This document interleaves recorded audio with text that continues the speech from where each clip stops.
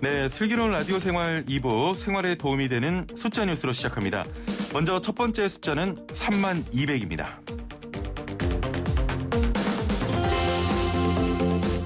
올해 7월부터 3기 신도시 공공분양아파트 32,200가구 사전 청약이 진행됩니다. 7월 4,400가구를 시작으로 10월에 9,100가구, 11월 4,000가구, 12월 12,700가구 등 4차례에 걸쳐 신청을 받는데요. 한편 사전 청약 공급 물량 중 14,000가구는 신혼 희망타운으로 공급됩니다. 입주 기본 자격은 혼인기간 7년 이내 또는 6세 이하 자녀가 있는 무주택 가구 혹은 예비 신혼부부와 한부모 가족입니다. 국토교통부는 29일부터 누리집의 사전 청약과 관련한 정보를 우선 제공하고 일정에 따라 지구, 블록별 정보와 단지 배치도 등을 순차적으로 제공할 예정입니다. 두 번째 숫자는 14입니다.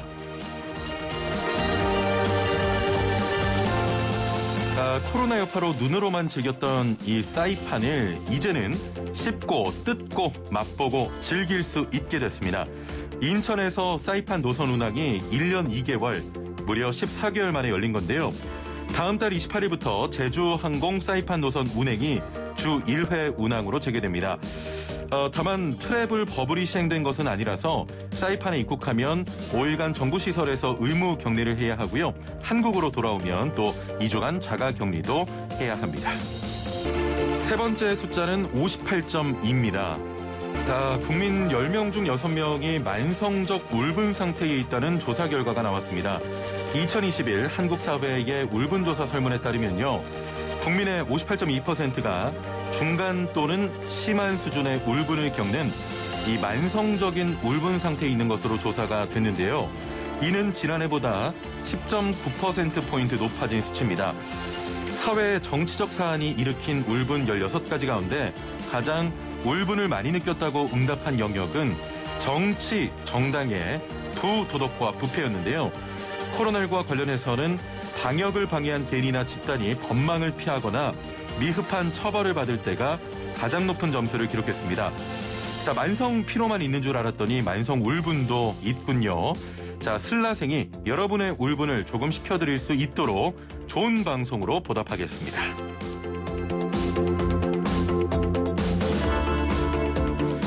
마지막 숫자는 2입니다.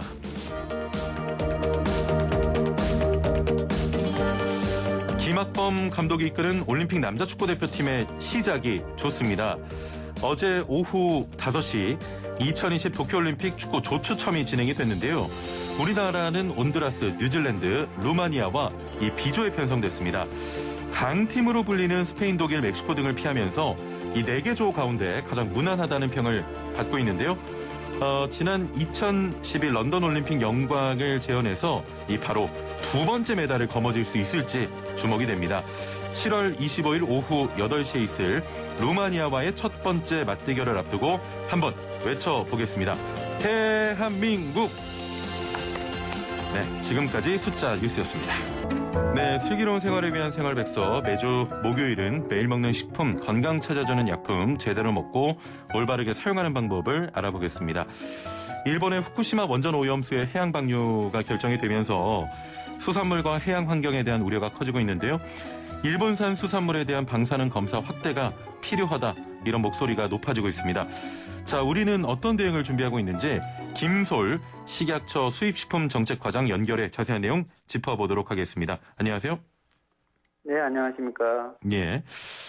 지난 4월 13일이었습니다. 일본 정부가 후쿠시마 원전 오염수의 해양 방출을 결정을 했는데 국민들 입장에서는 당연히 걱정되는 부분이 많습니다. 그동안 어떤 준비를 하고 계셨는지요? 네, 식약처는 일본의 방사능 오염수 방출 결정에 대비해서 예. 국민의 건강과 안전을 최우선으로 생각해서 관계 부처와 함께 적극적으로 대응을 해왔는데요. 예. 예, 그 일환으로 이제 식약처는 이제 최신 방사능 장비도 보강하고 방사능 그 측정 시간을 약 5배 이상 확대를 해서 검사 정밀도도 높였습니다. 그래서 예. 일본산 식품 방사능 검사에 만전을 기하고 있었고요. 예. 또한 그 방사능 전용 홈페이지가 있습니다. 예. 그래서 홈페이지 운영을 통해서 수입식품 방사능 검사 현황, 검사 예. 절차, 그다음에 수입식품을 만드는 해외 제조업체 주소 등 그 다양한 수입식품 방사능 검사 정보를 소비자가 한눈에 알아볼 수 있도록 하였습니다. 네. 예, 이게 좀 중요한 사안이니까 한 가지만 좀 여쭤보면 방사능 측정 시간을 5배로 확대했다고 하셨잖아요. 그 수산물의 5배 이상. 5배 이상. 그 수산물을 검사하는 시간을 좀 많이 늘렸다는 그런 뜻으로 해석을 해야 될까요? 네, 맞습니다. 그러니까 방사능 측정 시간이 이제 기존에는 1,800초였는데 이게 10,000초. 그러니까 정확히 말씀드리면 30분을 이제 측정을 어떤 제품이 있으면 30분 동안 하는데 그거를 한 2시간 50분 거의 한 3시간 가까이 측정을 이제 했다는 거죠. 네, 정밀하게 하겠다 이런 거고요. 현재 후쿠시마 지역 수산물은 수입이 금지되고 있는 겁니까? 네, 맞습니다. 후쿠시마 인근 8개현에 대한 모든 수산물이 지금 수입 금지가 되고 있습니다. 일본산 수산물이 수입이 되면 방사능 검사는 어떻게 하고 있습니까? 일본산 수산물은 매 수입시마다 방사능 검사를 이제 실시를 하고 있는데 이게 이제 방사능 기준치 이내에 들어와도 그 방사능이 조금이라도 오염이 된 이제 수산물이 있는 경우에는 저희가 추가적으로 그 추가 핵종 증명서라는 게 있습니다. 그걸 다시 이제 요구를 해서 만약에 그게 제출이 되면 수입이 가능한데 아직 그 추가 핵종 증명서를 제출한 사례가 없습니다. 그래서 사실상 그 방사능에 그 조금이라도 오염된 그 수산물은 수입이 차단되고 있다고 보시면 되겠습니다. 후쿠시마를 포함한 인근 지역 수산물은 수입이 금지되고 있다고 하셨는데 언제부터 그러면 후쿠시마와 인근 해역 수산물이 수입이 금지가 됐던 겁니까?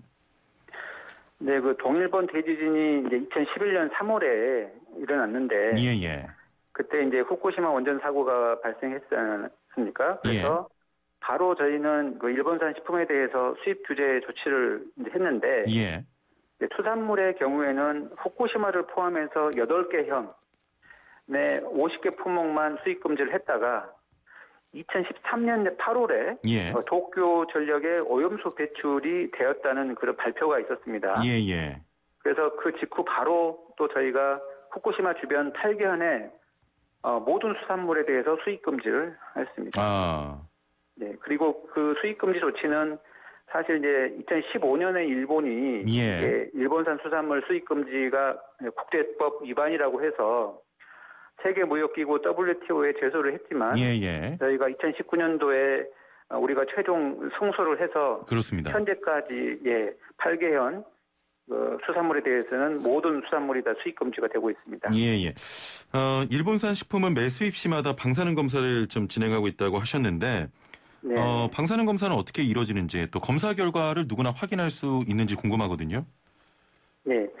그래서 저희가 일본산 식품은 매 수입시마다 방사능 정밀 검사를 실시 이제 해서 아까도 말씀드린 것처럼 기준치 이내라고 할지라도 저희가 조금이라도 방사능이 검출이 되면 저희가 추가 핵종 증명서를 이제 요청을 해서 그 증명서가 제출되는 경우에만 저희가 통관을 시켜주고 있습니다. 그리고 이제 이 식품 검사 결과는 매일 저희가 일일 단위로 그 아까 말씀드린 식약처 그 홈페이지에 공개를 하고 있고 또 주 단위로 보도 자료를 또 배포하고 있습니다. 알겠습니다. 이게 국민들이 많이 걱정하는 사안이니까 조금 더 깊게 좀 여쭤보면 일본산 수산물의 방사능 검사가 이 전수 검사로 실시가 되는 건지 아니면 전수 검사가 아닌 좀 일종의 샘플 검사로 진행되는 건지 만약에 샘플 검사로 진행된다면 수입 물량 전체를 또 대표할 수 있는 건지 이런 것들이 궁금하거든요.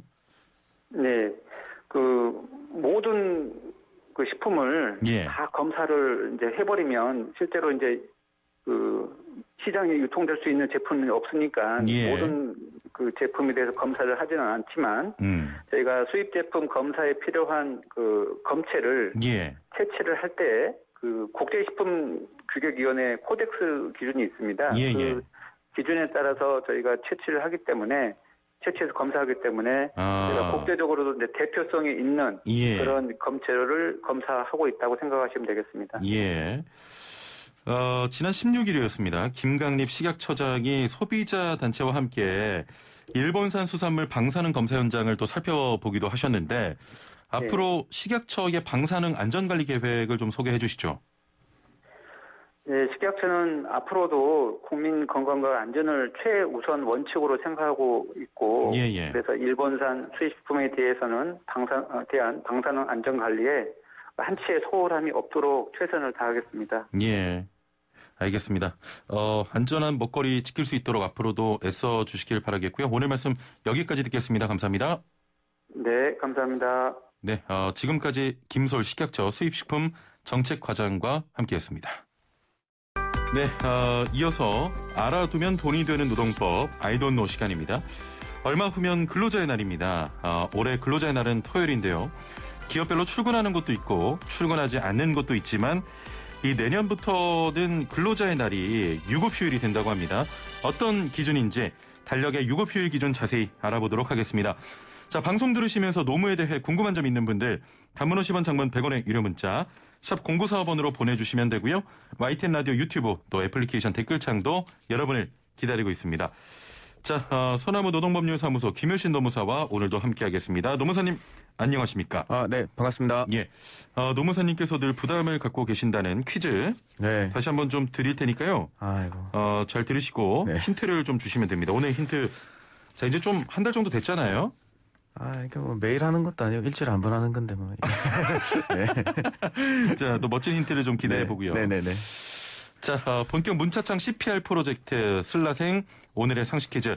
당신은 오늘 어제보다 똑똑해집니다. 퀴즈 정답 듣고 아시는 분은 지금 바로 단문 50원 장문 100원의 유료 문자 샵 0945번으로 보내주시면 되고요. 자, 매년 오늘 4월 22일은 지구의 날입니다. 우리나라에서는 해마다 4월 22일부터 일주일간을 기후변화 주간으로 정하고 있습니다. 올해도 오늘부터 28일까지 기후변화 주간이 운영되는데요. 자, 문제 나갑니다.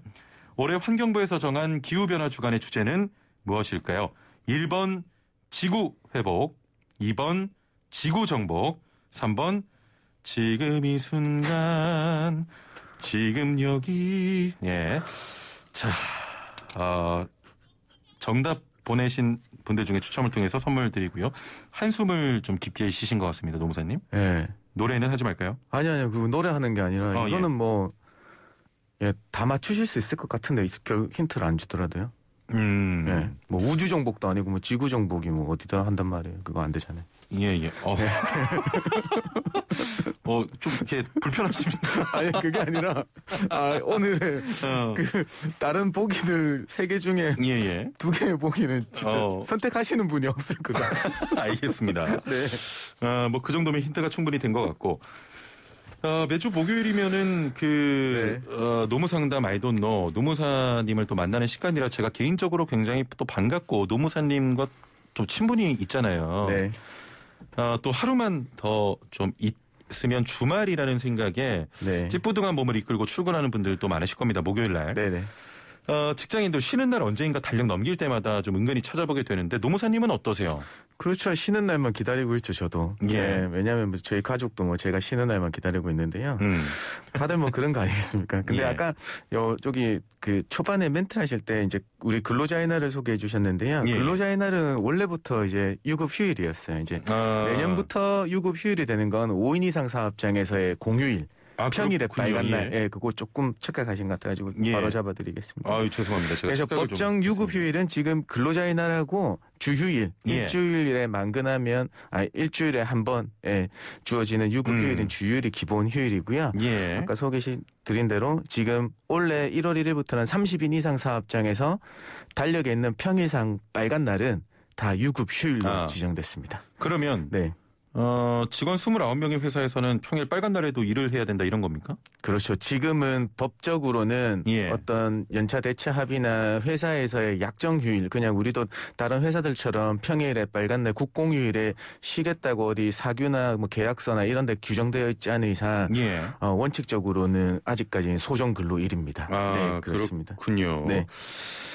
자, 달력에는 빨간 달로 안 돼 있긴 한데 네. 근로자의 날도 유급 휴일입니다. 네, 맞습니다. 다음 주가 이제 근로자의 날인데 네네. 이 근로자의 날은 어떻게 생기게 된 겁니까? 이게 되게 아이러니한데 미국에서 발생했어요. 미국은 한 140년 전에 1일 8시간을 쟁취하기 위해서 투쟁했다고 하더라고요. 예. 예, 그게 그때가 뭐 5월 1일이었나 봐요. 그래서 5월 1일을 기념하는데 미국은 희한하게 5월 1일을 안 하고 9월 첫째 주 월요일을 한다고 해요. 근데 예. 우리나라를 비롯해서 뭐 영국, 프랑스, 이태리는 5월 1일을 메이데이라고 해서 기념하고 있다고 합니다. 예, 중요한 거는 우리는 이제 근로기준법에 근로자의 날을 유급 휴일로 하도록 돼 있는 게 아니고요.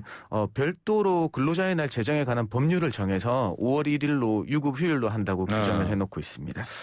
저희 코너 이름이 알면 돈이 되는 노동법 알돈노인데 그렇죠. 근로자의 날은 유급이 맞는 겁니까? 예, 맞습니다. 확실합니다. 네, 확실히 말씀드리지만 5월 1일 근로자의 날은 달력상 빨간 날이 아니더라도 유급 휴일로 되는 거예요. 근데 원래는 토요일이라는 게 문제죠.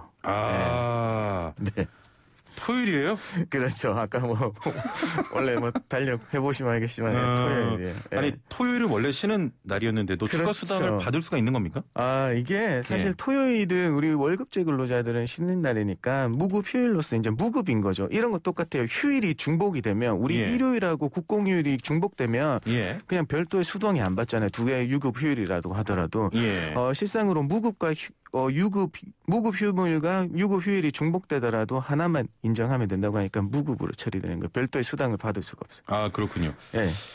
추가 수당, 월급제 근로자에는. 그런데 이게 조금 더 혼돈이 오실까 봐 제가 말씀을 좀 꺼려지는데 월급제 근로자는 이걸 더 추가 수당, 일을 안 하시면 추가 수당을 더 받으실 건 없어요. 그런데 우리가 상시적으로 근무하시는데 급여의 계산을 일당으로 하든가 시급으로 하시는 분들이 있잖아요. 이분들은 근로를 제공하지 토요일날 근로를 제공하지 않더라도 이분들은 유급으로 처리해 주셔야 돼요. 아, 그렇군요.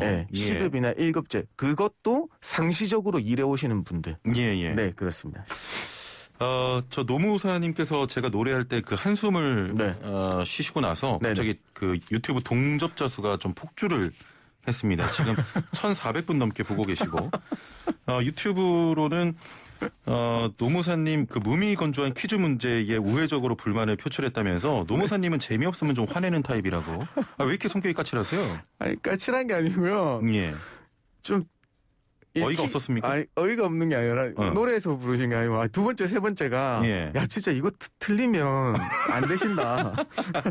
이거 퀴즈를 내시면서 너무 우리 청취자분들의 수준을 조금 낮게 보신 거 아닌가. 그런 생각이. 그런가 봐요. 제 제작진이 낸 겁니다. 저랑은 상관이 더 없습니다. 많은 분들에게 혜택을 드리려고 하시는 거겠죠. 네, 맞습니다. 따뜻한 우리 제작진이고요. 일하다 보면은 스케줄 조정해서 원래 쉬는 날을 좀 다른 날로 바꿔서 쉬기도 맞습니다. 하는데 근로자의 날도 이게 가능한 겁니까? 근로자의 날은 이게 왜냐하면 바꾸는 걸 우리는 법에서 휴일의 대체라고 하고 있거든요. 그렇죠. 물론 지금 법에서는 휴일의 대체라고 하고 있는데요. 그래서 기존의 휴일은 일을 하더라도 대체가 되면 평일 근로로서 추가 수당을 안 받게 되는 구조인데요. 근로자의 날은 아까 말씀드렸다시피 다른 근로자의 날 제정하는 법률에서 5월 1일 휴일로 특정해놨기 때문에 휴일의 대체가 되지가 않아요. 그래서 다른 날로 대체할 수가 없어요. 대체가 안 되는군요. 이런 거죠. 뭐 5월 1일 토요일이니까 그냥 쉬고 뭐 다른 날 일하는 걸로 하자. 뭐 이런 게 안 되는 거예요. 대신에 하게 되면 우리는 보상휴가라는 게 있잖아요. 뭐 우리도 그냥 이번 뭐 오늘 뭐 야근 많이 했다고 하면 내일 조금 출근 늦게 해라 이런 게 있잖아요. 그래서 그 근로자의 날도 그러면 나와서 그 일을 하게 되면 수당을 줘야 되는데 그 수당 주는 것에 가름해서 다른 날 쉬게 하는 게 할수 보상휴가는 적용이 된다라는 점 말씀드리겠습니다. 그렇게 되는군요. 네. 이 토요일에도 일하시는 분들이 많습니다. 예를 들어 그 동네 병원 경우에는 토요일에 일하게 되는데 이게 휴일 수당은 다 받으실 수가 있습니까? 이게 정말 재밌는 경우인데요. 조금 이해하기 어려우실 것 같아요. 사실 일반적으로 병원 같은 경우에는 토요일 날을 상시적으로 근무하시잖아요. 계속 근무하게 되죠. 그래서 월급을 구성하는 테이블을 짤 때 토요일을 연장 근로로 산정을 해놓고 있어요. 그래서 항상 기본 근로가 아닌 연장 근로로 산정을 해놓되 이번 주는 토요일이니까 이 연장 근로가 아니고 휴일 근로로 변동이 되는 거예요. 그래서 이게 법적으로 이론적으로는 치환만 되고 일을 하시더라도 별도의 수당을 받으실 수 없는 구조가 발생하게 돼요. 그러면 그 휴일 수당을 못 받는다 이런 말씀이십니까? 아니죠. 헷갈리는데. 왜냐하면 이게 계속 토요일 날 근무하는 게 저번 주에는 그러니까 4월 이번 주 토요일에는 토요일에 근무한 걸 연장 수당으로 해서 받게 됐는데 이제 5월 1일 날 토요일 날 근무하시게 되면 연장 수당이 아닌 휴일 근로 수당으로 해서 그럼 1.5배인데? 예? 1.5배. 그렇죠. 연장 수당도 1.5배잖아요. 결과값은 똑같아요. 그래서 똑같네요. 지환돼서 명목이 지환돼서 받게 돼서 추가 수당을 더 받으실 수 없는 그런 이론적이 구성이 됩니다. 그런데 뭐 물론 더 주셔도 돼요. 그렇죠. 네네. 오늘도 그 노무 상담 굉장히 많이 들어오고 있고 1,700분 가까이가 함께하고 있습니다. 더 늘으셨네. 예. 9495번님 영어 학원에서 단기 알바 3일 했는데 일부 세금을 떼고 받았습니다. 월급도 아니고 이 시간 아르바이트로 세금 떼고 받는 게 맞나요?라고 하셨네요. 네, 맞습니다. 왜냐하면 사실 우리 일용직이시거든요. 3일 일하셨으면 일당제로 일하셨거나 뭐 하셨는데요. 결국에는 일당이 15만 원. 안 되시면 소득세나 주민세는 안 떼셨을 거예요. 그런데 어떻게든 근로를 제공하기만 하면 고용보험료를 떼야 돼요. 그 받으신 금액의 0.8%는 떼거든요. 그러면은 원래는 뭐 3일에 급여에서 0.8% 떼고 받으셨을 거고 아니면 요즘에 뭐 학원에는 워낙 단기로 하시면 그냥 3.3% 소득세 처리 그냥 사업 소득세로 하는 경우들이 많거든요. 그래서 그 받으신 금액에서 3.3% 떼고 받으셨을 거예요. 네. 3.3%. 그리고 이거는 기억하시면 돼요. 그냥 그 소득 있는 곳에 세금 있다는 것만 기억하시면 내가 결국에는 나라에서 많이 가져가는구나 뭐 이런 거. 네. 알겠습니다. 그런 겁니다. 6118번님 올해부터 고용보험법 개정돼서 만 65세 넘어도 고용보험 가입이 가능하다는데 사실입니까? 라고 하셨네요. 아니요. 아직 제가 듣기는 금시초문인데요. 65세 이게 많이들 헷갈리시는데요. 65세 이전에 입사하셨다고 하면 계속 고용보험에 가입되는 겁니다. 그다음에 만 65세 이상에서 직장을 구하셔서 고용보험에 가입하신다는 거는요. 실업급여를 받으실 수 있는 것에는 해당 사항이 없으세요. 아직. 대신에 회사에서는 고용보험에 가입시켜야 되는 게 뭐냐면 지급 고용촉진 지급 능력 촉진비는 그 납부를 해야 되는 거고요. 이게 회사가 100% 부담인 거니까요. 그래서 고용보험을 가입하셔야 되는 거는 맞아요. 계속 그래 왔어요. 6587번님께서는 택배기사입니다. 당연히 일일에 정상 근무한다는데 맞는 건가요? 라고 하셨거든요. 이게 정말 어려운 건데 택배 기사분이 근로자분인지 아니면 특수 형태 종사자분이신지에 따라서 달라요. 그거에 따라서 좀 차이가 그렇죠. 있군요. 왜냐하면 근로자의 날은 우리가 원칙적으로 어떤 사업장의 임금을 목적으로 사용자의 지휘 명령을 받으면서 일을 하는 사람으로 규정하고 있거든요. 그래서 택배 기사분들은 이 근로자냐 아니냐에 대한 되게 많습니다. 그래서 이게 근무 형태가 특수하다 보니까 대신에 산재에 대해서는 임의 가입으로 하고 있거든요. 가입을 하도록. 네. 알겠습니다. 자, 마지막 질문이 될 것 같은데 9877번님 주 5일 9시 6시 근무합니다. 사장님이 포괄임금제로 연월차 수당을 따로 안 주다가 새로 면접 본 직원이 문제를 삼았습니다. 그러더니 공휴일에 토요일 빨간 날까지 모두 연월차에서 제한다고 하는데 맞나요? 라고 하셨네요. 이거 그러시면 안 됩니다. 왜냐하면 사실 우리가 연차 휴가는요. 소정 근로일, 근로 의무가 있는 날에 주셔야 되는 거예요. 자, 9시부터 6시 주 5일, 월요일부터 금요일까지 하시는 거고요. 토요일, 일요일은요. 근로 의무가 없는 날이에요, 시당초. 그걸 연차로 까겠다고 하시면 이거는 완전한 법 위반인 거죠. 이거 잘못된 거죠. 그렇게 하시면 안 돼요. 나중에 이거는 뭐 까더라도 법적으로는 까진 게 아니에요. 나중에 수당으로 다 받으시면 돼요. 알겠습니다. 나중에 또 추후에 수당으로 꼭 받으시길 바랍니다. 결국에는 월요일부터 금요일 중에 연차를 주셔야 되는 거예요. 그렇죠. 알겠습니다. 지금도 좀 질문들이 계속 올라오고 있는데 시간이 벌써 이렇게 좀 흘렀어요. 오늘 제가 계속 말씀을 드리잖아요. 이거 시간 줄이시면 안 돼요. 늦으셔야 돼요. 그리고 굉장히 신기한 게 오늘 2,000분이 넘었습니다. 감사합니다. 이거 시간 늘려야겠다, 진짜. 진짜요? 이거 저는 왜냐하면 두 번째 시간이 아니라 첫 번째 시간으로 가야 된다니까요. 노무사님 그 상담보다 지금 시간 늘려달라는 거에 목소리가 더 커지고. 죄송합니다. 열심히 하겠습니다. 알겠습니다. 저희 PD는 좀 불만을 갖게 되면 바로 그 코너를 없애는 스타일입니다. 진짜 저도 안타깝네요. 자, 지금까지 소나무 노동법률사무소 김유신 노무사와 함께했습니다. 감사합니다. 네, 고맙습니다. 예. 네, 0010번님 정답 지구 회복. 노래 잘 부르네요 라고 하셨습니다. 제 권한으로 선물 드립니다. 예, 저는 칭찬을 좋아합니다. 자, 오늘 정답은 1번 지구 회복이었죠. 예, 정답 보내신 분들 중에 추첨을 통해서 선물을 드리고요. 저는 내일 다시 뵙겠습니다. 최영진이었습니다. 고맙습니다.